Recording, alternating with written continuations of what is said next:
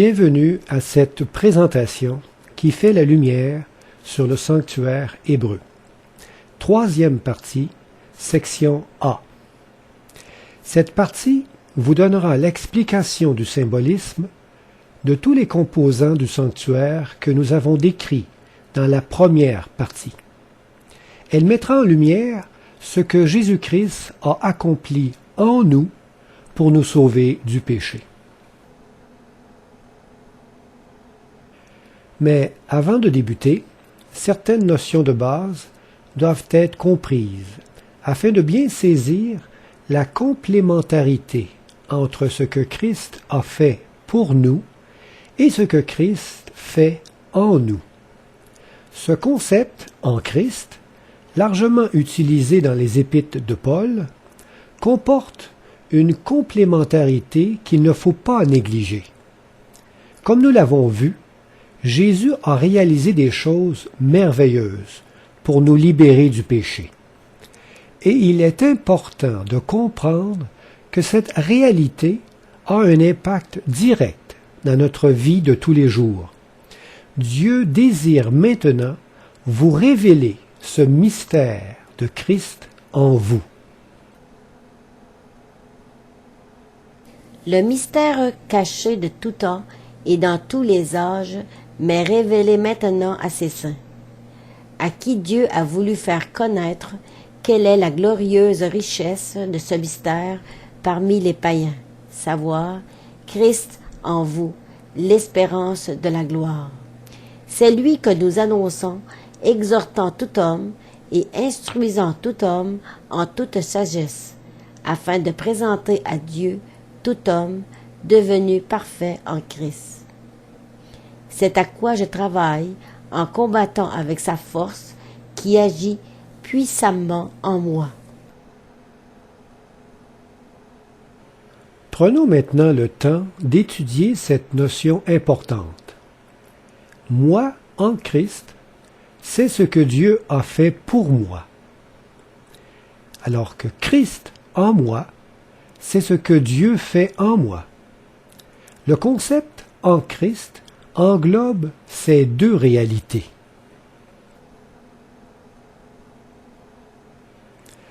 Moi en Christ, c'est Dieu qui agit en dehors de moi.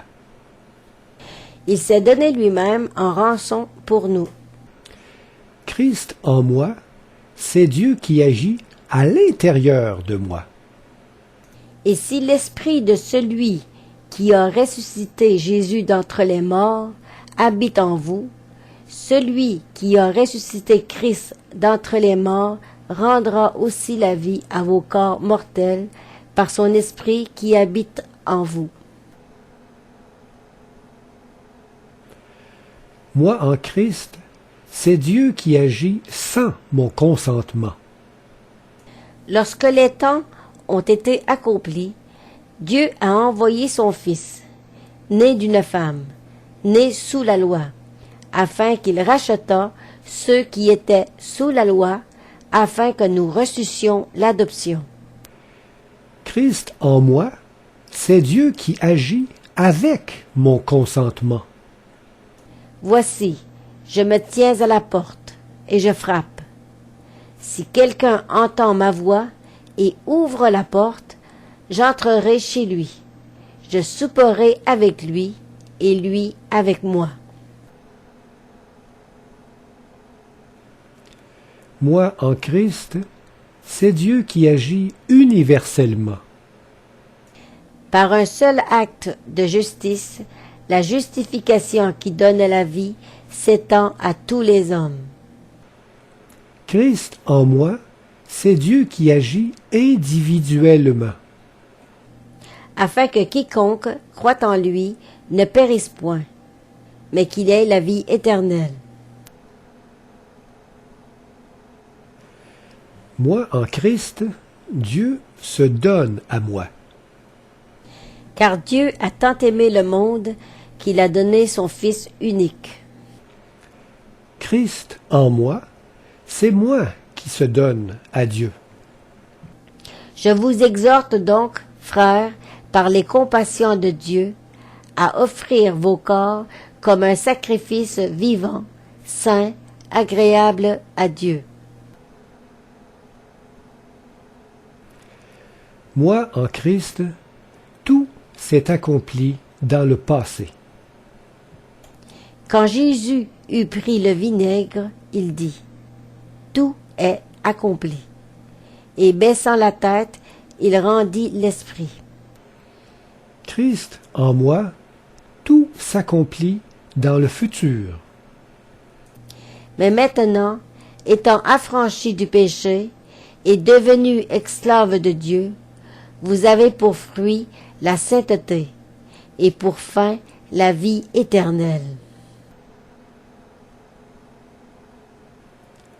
Moi, en Christ, tout est complet et achevé. Mais vous avez été lavés, mais vous avez été sanctifiés, mais vous avez été justifiés au nom du Seigneur Jésus-Christ et par l'Esprit de notre Dieu. Christ, en moi, tout est incomplet et à faire. C'est pourquoi nous ne perdons pas courage. Et lors même que notre homme extérieur se détruit, notre homme intérieur se renouvelle de jour en jour. Ces deux facettes, qui semblent contradictoires, sont en réalité complémentaires. Moi, en Christ, Dieu agit en dehors de moi.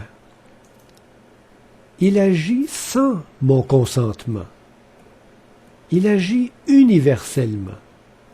C'est Dieu qui se donne à moi. Tout s'est accompli dans le passé, et tout est complet et achevé. Tandis que Christ en moi, Dieu agit à l'intérieur de moi. Il agit avec mon consentement. Il agit individuellement. C'est moi qui se donne à Dieu. Et tout s'accomplit dans le futur. Et tout est incomplet et à faire. Il est important de présenter les deux facettes du plan du salut en Jésus-Christ, afin d'avoir une vision équilibrée de l'Évangile. Plusieurs ont dénaturé la compréhension de celui-ci en ne présentant qu'une seule perspective. Dans ce cours, nous aborderons donc cette deuxième perspective.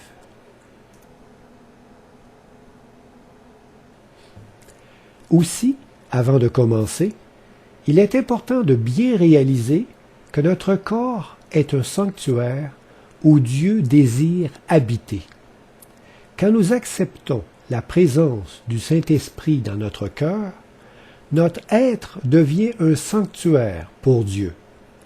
À travers nous, Dieu désire se révéler au monde. En lui, tout l'édifice, bien coordonné, s'élève pour être un temple saint dans le Seigneur. En lui, vous êtes aussi édifiés pour être une habitation de Dieu en esprit. Ne savez-vous pas que votre corps est le temple du Saint-Esprit, qui est en vous, que vous avez reçu de Dieu et que vous ne vous appartenez point à vous-même, car vous avez été rachetés à un grand prix. Glorifiez donc Dieu dans votre corps et dans votre esprit, qui appartiennent à Dieu.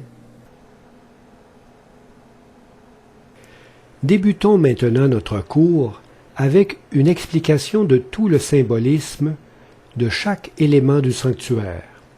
Chaque partie de celui-ci représente un élément du plan du salut que Dieu désire réaliser en chacun de nous.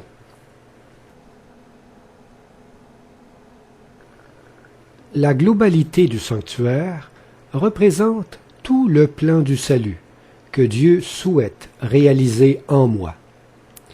Le Seigneur désirait enseigner à son peuple les grandes vérités de la rédemption par le symbolisme du sanctuaire terrestre.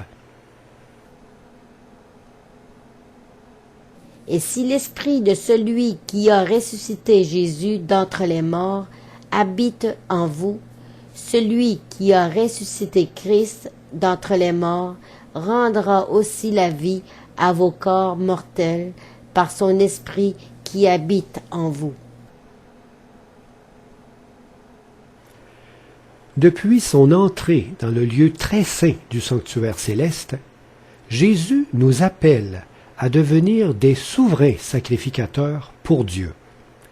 Il souhaite que nous entrions avec lui dans son ministère de purification. À travers nous, Dieu désire rendre témoignage de son amour au monde entier.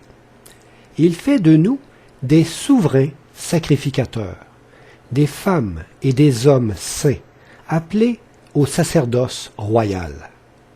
L'entrée récente de Jésus-Christ dans le lieu très saint nous a octroyé ce privilège. Vous serez pour moi un royaume de sacrificateurs et une nation sainte. Voilà les paroles que tu diras aux enfants d'Israël. Et vous-même, comme des pierres vivantes, édifiez-vous pour former une maison spirituelle, un saint sacerdoce, afin d'offrir des victimes spirituelles agréables à Dieu par Jésus-Christ. Vous êtes une race élue, un sacerdoce royal, une nation sainte, un peuple acquis, afin que vous annonciez les vertus de celui qui vous a appelé des ténèbres à son admirable lumière. Ainsi donc, frères, puisque nous avons, au moyen du sang de Jésus, une libre entrée dans le sanctuaire, par la route nouvelle et vivante qu'il a inaugurée pour nous au travers du voile, c'est-à-dire de sa chair. La clôture représente mon caractère épuré.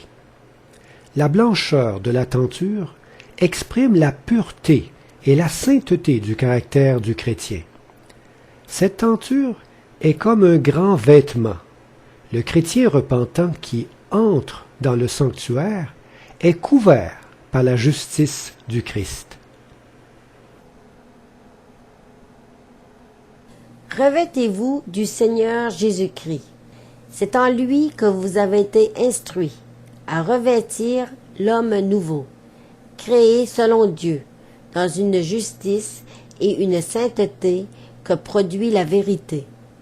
Réjouissons-nous et soyons dans l'allégresse, et donnons-lui gloire, car les noces de l'agneau sont venues, et son épouse s'est préparée. Et il lui a été donné de se revêtir d'un fin lin éclatant, pur, car le fin lin, ce sont les œuvres justes des saints. La porte représente l'acceptation du Christ dans notre vie personnelle. C'est l'ouverture de notre cœur aux choses spirituelles de Dieu. Voici, je me tiens à la porte et je frappe. Si quelqu'un entend ma voix et ouvre la porte, j'entrerai chez lui. Je souperai avec lui et lui avec moi. Et vous, soyez semblables à des hommes qui attendent que leur maître revienne des noces, afin de lui ouvrir dès qu'il arrivera et frappera. Le parvis représente l'étape de notre conversion par l'abandon de nos motivations charnelles qui sont contraires à Dieu. Au moment où nous cessons de nous rebeller contre lui, nous entrons dans cette œuvre du pardon accomplie à la croix. Notre abandon dans les mérites de Christ nous restaure et nous rend participants de son œuvre de salut. Jésus répondit, « En vérité, je te le dis, si un homme ne naît d'eau et d'esprit, il ne peut entrer dans le royaume de Dieu. Ce qui est né de la chair est chair, et ce qui est né de l'esprit est esprit. Ne t'étonne pas que je t'ai dit, il faut que vous naissiez de nouveau.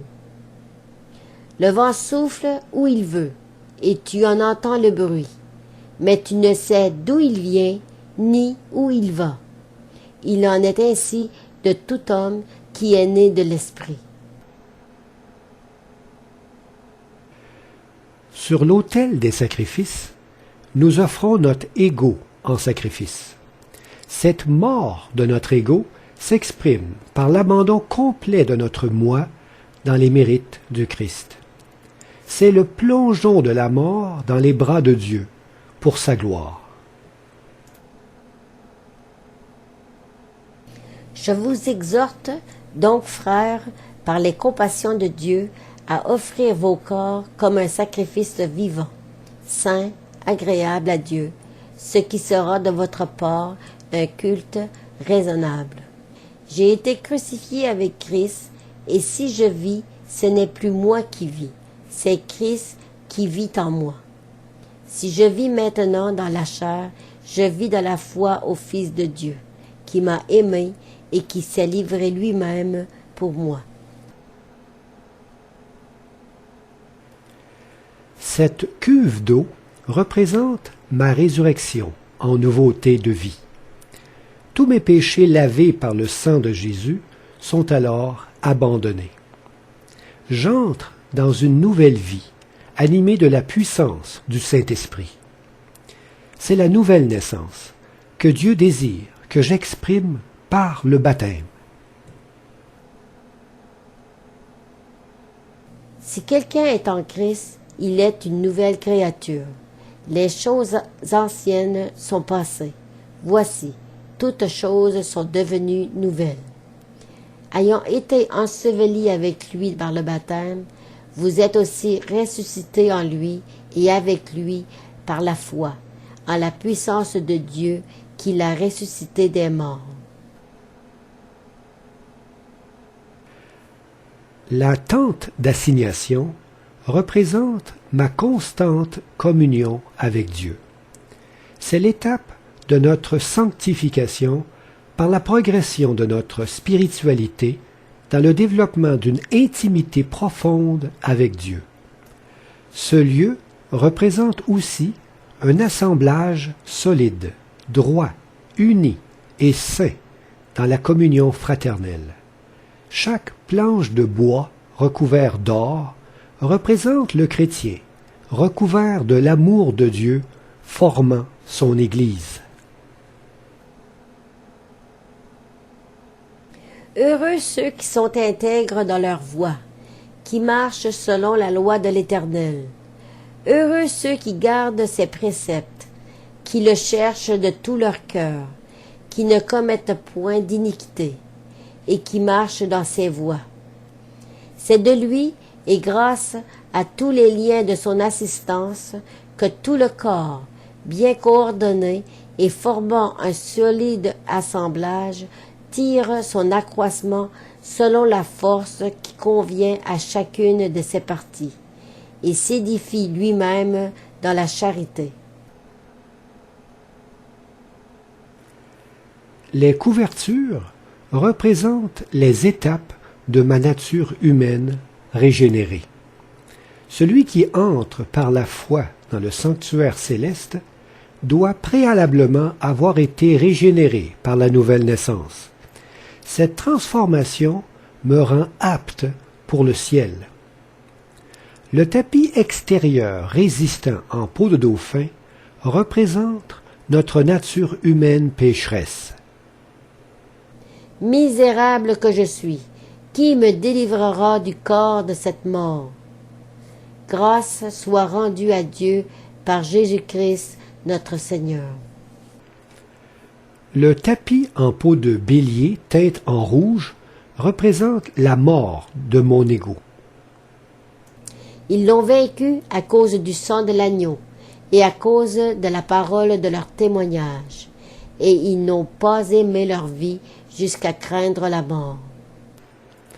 Le tapis blanc en poil de chèvre représente ma nouvelle naissance en Jésus-Christ. Pour vous, votre obéissance est connue de tous. Je me réjouis donc à votre sujet, et je désire que vous soyez sages en ce qui concerne le bien et purs en ce qui concerne le mal. Le tapis intérieur de fin lin de couleur, avec des chérubins, représente mon droit d'accès au ciel, par mon humanité régénérée. Il nous a ressuscités ensemble et nous a fait asseoir ensemble dans les lieux célestes en Jésus-Christ. Le lieu saint représente ma victoire sur chaque tentation. Dans cette pièce, Dieu me parle, m'éclaire et me nourrit, afin que je demeure debout dans cette marche avec lui. Tous les éléments sont présents pour me donner la victoire sur chaque tentation et cesser toute transgression. Cette pièce représente ma constante sainteté dans ma relation avec Dieu. Aucune tentation ne vous est survenue qui n'ait été humaine, et Dieu, qui est fidèle, ne permettra pas que vous soyez tentés au-delà de vos forces. Mais, avec la tentation, il préparera aussi le moyen d'en sortir, afin que vous puissiez la supporter. Je dis donc, marchez selon l'esprit, et vous n'accomplirez pas les désirs de la chair. C'est pourquoi prenez toutes les armes de Dieu, afin de pouvoir résister dans le mauvais jour et tenir ferme après avoir tout surmonté. Le chandelier représente la lumière que je dégage dans ma vie sanctifiée. L'huile dans le chandelier symbolise l'action du Saint-Esprit à travers moi. Vous êtes la lumière du monde. Une ville située sur une montagne ne peut être cachée.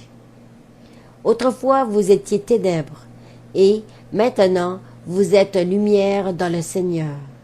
Marchez comme des enfants de lumière.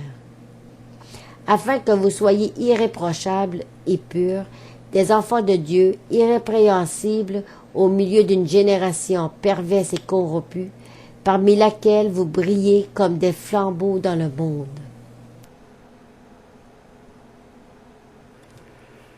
La table des pains de proposition représente ma proclamation de l'Évangile. Le pain représente la parole de Dieu. En Christ, nous sommes des porte-paroles pour Dieu. Quand Dieu vit en nous, nous devenons des ambassadeurs pour Christ, portant sa parole dans le monde entier. Dans les derniers jours, dit Dieu, je répandrai de mon esprit sur toute chair.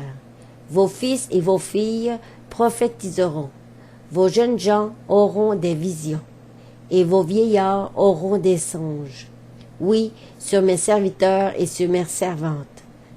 Dans ces jours-là, je répandrai de mon esprit, et ils prophétiseront. Car ce n'est pas par une volonté d'homme qu'une prophétie a jamais été apportée, mais c'est poussé par le Saint-Esprit que des hommes ont parlé de la part de Dieu. Vous êtes manifestement une lettre de Christ écrite par notre ministère, non avec de l'encre, mais avec l'Esprit du Dieu vivant, non sur des tables de pierre, mais sur des tables de chair, sur les cœurs. L'Esprit de l'Éternel parle par moi, et sa parole est sur ma langue.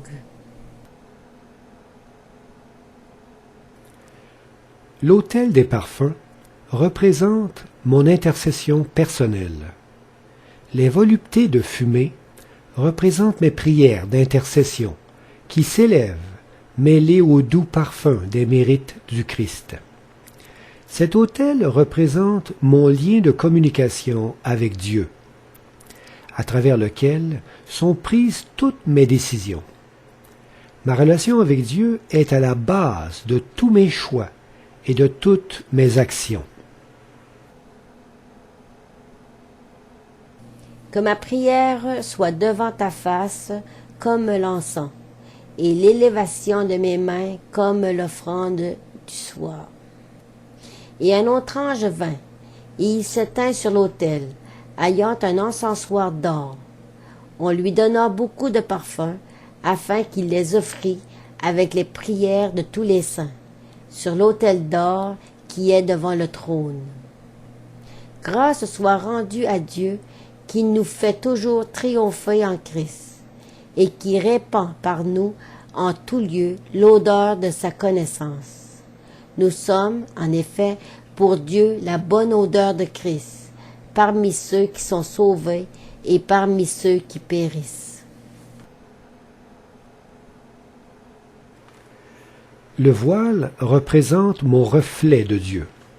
En Jésus-Christ, je deviens un prisme au travers duquel le monde entier peut contempler la gloire de mon Seigneur. Jésus-Christ vivant en moi, je deviens un véritable grand sacrificateur, et je peux traverser par la foi le voile de mon humanité et voir Dieu face à face. Ayez au milieu des païens une bonne conduite, afin que, là même où ils vous calomnient, comme si vous étiez des malfaiteurs, ils remarquent vos bonnes œuvres et glorifient Dieu au jour où il les visitera. Que votre lumière luise ainsi devant les hommes, afin qu'ils voient vos bonnes œuvres et qu'ils glorifient votre Père qui est dans les cieux. Le lieu très saint représente ma victoire sur chaque faiblesse. Cette pièce représente l'œuvre de ma purification en Jésus-Christ, afin de me donner la victoire sur tous mes péchés inconscients. Dieu désire que je puisse vivre en sa présence. Il désire me purifier de toute tache d'impureté. Avant le retour de Jésus, les élus auront purifié leur caractère à l'image de leur Maître. Afin de faire paraître devant lui cette Église glorieuse, sans tache, ni ride, ni rien de semblable, mais sainte et irrépréhensible. C'est lui que nous annonçons, exhortant tout homme et instruisant tout homme en toute sagesse, afin de présenter à Dieu tout homme devenu parfait en Christ, jusqu'à ce que nous soyons tous parvenus à l'unité de la foi et de la connaissance du Fils de Dieu, à l'état d'homme fait, à la mesure de la stature parfaite de Christ. L'Arche d'Alliance représente mon propre jugement. Par ma vie purifiée, je deviens un témoignage de justice. Présentement, Dieu me passe en examen pour enlever toute tache d'impureté de mon caractère, afin que je devienne un modèle de référence. Ma vie exemplaire devient donc un jugement pour ceux qui rejettent Dieu. Ne savez-vous pas que les saints jugeront le monde? Et si c'est par vous que le monde est jugé, êtes-vous indigne de rendre les moindres jugements? À celui qui vaincra et qui gardera jusqu'à la fin mes œuvres, je donnerai autorité sur les nations. Il les pètera avec une verge de fer. Comme on brise les vases d'argile, ainsi que moi-même, j'en ai reçu le pouvoir de mon Père. Le coffre représente mon témoignage personnel, par mes choix dans les épreuves, qui témoignent de mon amour pour Dieu. Ma vie est une mise en pratique concrète des 10 commandements de Dieu, et mes paroles deviennent une nourriture pour tous ceux qui ont faim et soif de vérité. Les 10 commandements témoignent que Dieu me donne l'obéissance parfaite à sa loi. La manne témoigne que je possède la vie éternelle. et la verge d'Aaron témoignent que Dieu m'a personnellement choisi.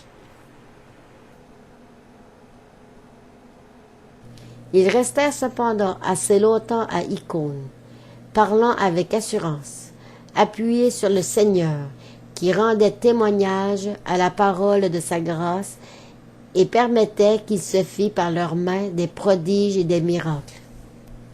Dieu, appuyant leur témoignage par des signes, des prodiges et divers miracles, et par les dons du Saint-Esprit distribués selon sa volonté.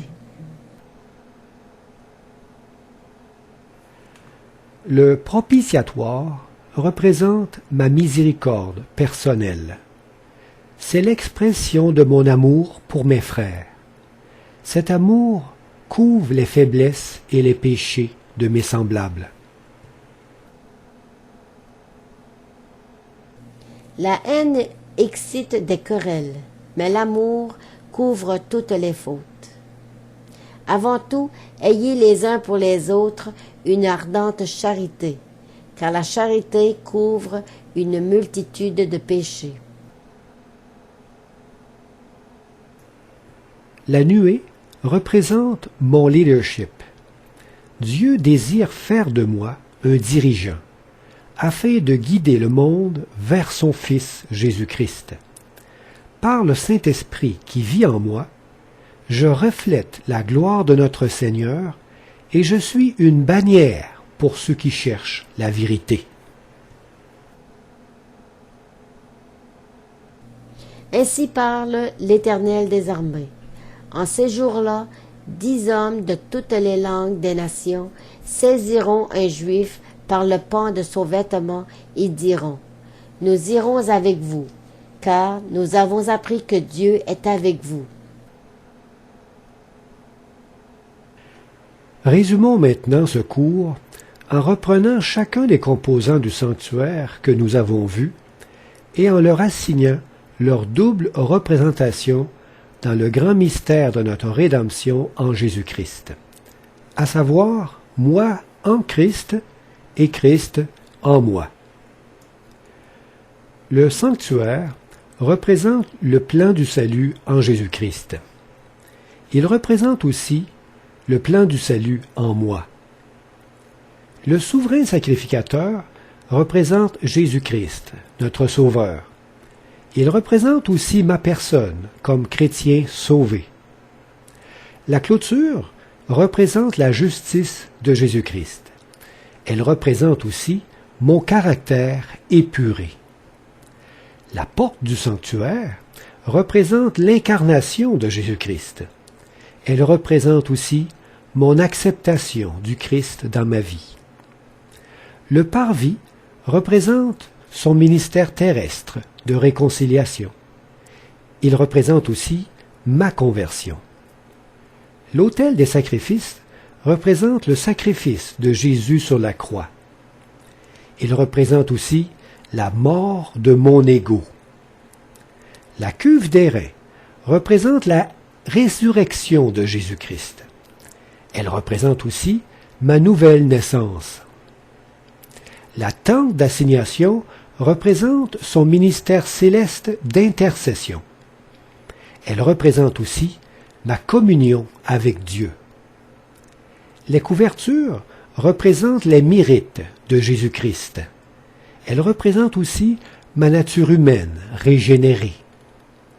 Le lieu saint représente son ministère de sanctification.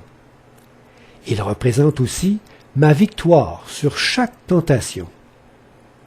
Le chandelier représente Jésus-Christ, qui est la lumière du monde. Il représente aussi mon illumination dans le monde. La table des pains de proposition représente Jésus-Christ, qui est la parole de Dieu. Il représente aussi ma proclamation de l'Évangile. L'autel des parfums représente l'intercession de Jésus-Christ. Il représente aussi mon intercession personnelle. Le voile représente Jésus-Christ, qui est notre accès auprès du Père. Il représente aussi mon reflet de Dieu. le lieu très saint, représente son ministère de purification. Il représente aussi ma victoire sur chaque faiblesse. L'Arche d'Alliance représente Jésus-Christ, qui est notre juge. Elle représente aussi mon propre jugement. Le coffre représente le témoignage de l'amour de Jésus. Il représente aussi mon témoignage personnel. Le propitiatoire représente la miséricorde de Jésus-Christ. Il représente aussi ma miséricorde personnelle. La nuée représente Jésus-Christ, qui est notre guide. Elle représente aussi mon propre leadership.